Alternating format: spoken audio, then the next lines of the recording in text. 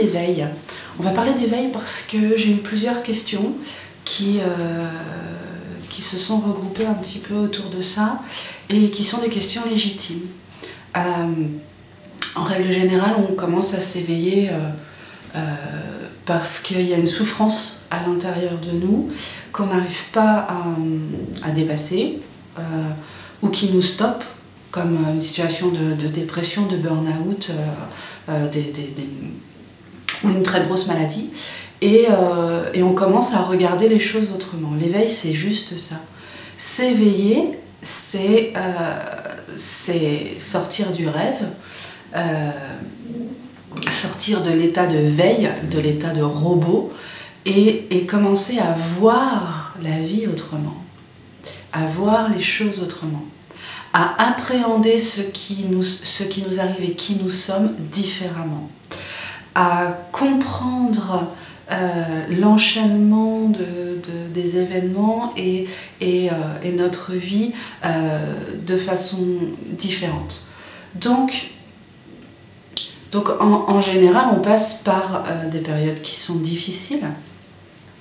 Et parce que c'est difficile, on regarde les choses autrement. L'objectif étant, en règle générale, aller mieux, être heureux, être aligné, trouver sa voie, voilà.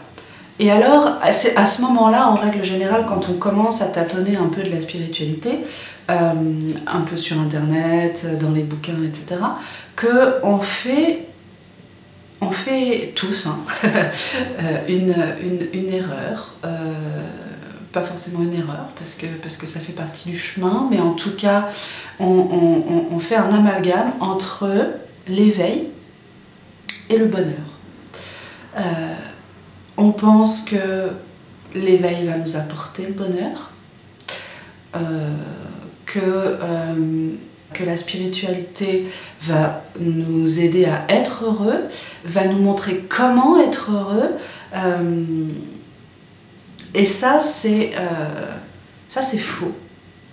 Il y a des gens qui ne sont pas du tout éveillés, au sens où la spiritualité l'entend, et qui sont parfaitement heureux.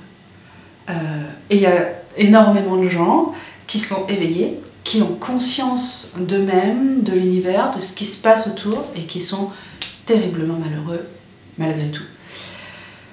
Tout simplement parce que éveil n'est pas égal à bonheur. L'éveil, c'est un chemin. L'éveil, c'est une conscience. C'est se regarder autrement. C'est regarder son chemin autrement. C'est se choisir plutôt que subir. Et ça ne garantit absolument pas un état de bonheur. Se choisir dans une société comme la nôtre, c'est difficile. C'est pas toujours agréable. Parce que les retours sont souvent de l'ordre du jugement, de la peur, de ce genre d'émotions et de sentiments négatifs. Donc non, l'éveil n'est pas une garantie de bonheur. C'est le fait de s'éveiller qui procure le bonheur. Ce n'est pas l'éveil qui apporte le bonheur. Et la différence, elle est là. Et elle est énorme. Parce que celui qui attend le bonheur par l'éveil sera forcément déçu. Celui qui prend bonheur à s'éveiller est déjà sur une voie différente. Et c'est le deuxième point que je voulais aborder aujourd'hui, c'est-à-dire que on a tendance, parce que ça fait partie, il ne faut pas se leurrer, ça fait partie de nos habitudes de vie, on a toujours fonctionné comme ça, quoi qu'on fasse, éveil ou pas éveil, on a dans cette société toujours fonctionné comme ça en tant qu'être humain. On oublie de regarder les petits cailloux qui sont semés devant nous et on regarde le gros rocher final. En croyant que ce gros rocher final sur lequel on veut aller va nous permettre de nous sentir dans un état de complétude, d'amour, d'éveil et de compréhension de soi absolue, un peu comme si on était traversé par cette unité totale en étant sur ce gros caillou, alors que c'est parce que je suis capable de voir le chemin, d'apprécier ces petits graviers qui sont posés chaque jour et chaque minute devant moi, que je vais pouvoir accéder à cette complétude. L'idée, c'est que l'éveil, c'est pas un saut. On fait pas pouf, je suis inconscient à pouf, je suis conscient et je suis heureux et tout va bien. Non. J'ai un chemin à parcourir pour arriver à la compréhension et à l'éveil total de qui je suis. Cet éveil total de qui je suis va me permettre de prendre conscience que je suis complet et que c'est ce qui me rend heureux. Mais je suis à chaque instant déjà heureux et en voie de complétude. Et si je ne suis pas capable de regarder chaque événement, chaque évolution, chaque compréhension de moi-même au quotidien et dans le peu que ça peut représenter, dans l'infime que ça peut représenter au quotidien, je serai incapable d'être complet ou pleinement heureux une fois que je serai arrivé sur le rocher. Or, la plupart des gens disent « moi je veux m'éveiller, je lis, je fais des trucs en spiritualité, je fais de la méditation bidule et je suis pas heureux ». D'abord, ce qui est certain, c'est que le chemin vers soi,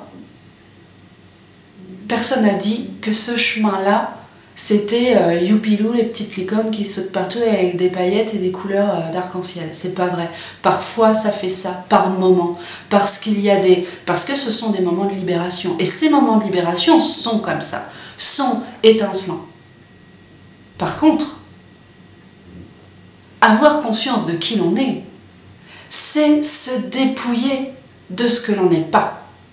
C'est prendre conscience que cette valeur-là, elle ne me correspond pas et je dois la supprimer.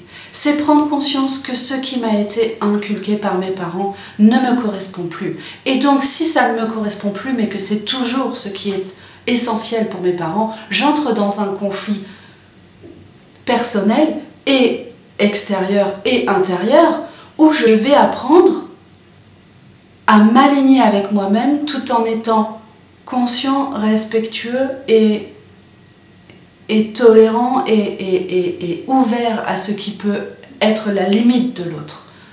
Donc l'éveil, c'est pas forcément confortable, c'est pas forcément agréable.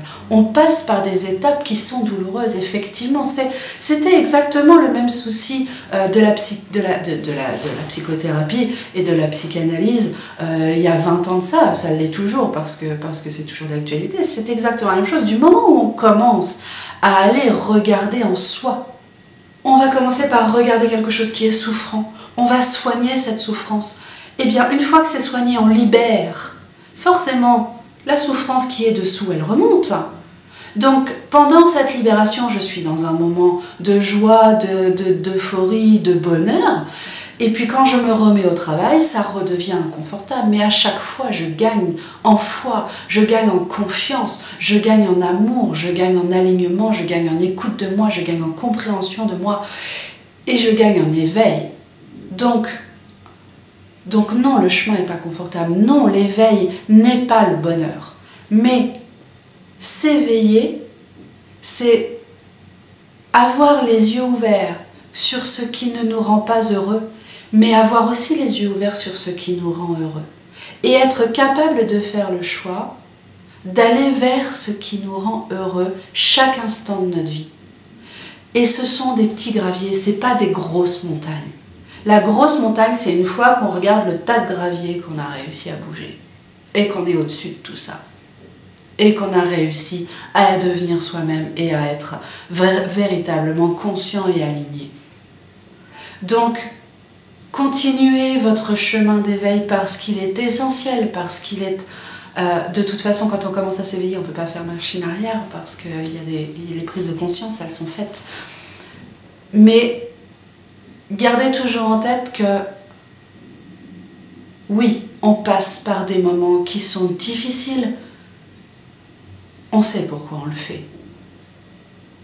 Si vous ne savez pas pourquoi vous le faites, ou si vous êtes sous l'eau au moment où vous êtes dans une libération de quelque chose d'intense dans votre vie, alors rappelez-vous votre but, rappelez-vous pourquoi vous vous éveillez, d'où vous venez, vers quoi vous tendez, et regardez chaque jour ce que vous faites pour arriver à ce vers quoi vous tendez.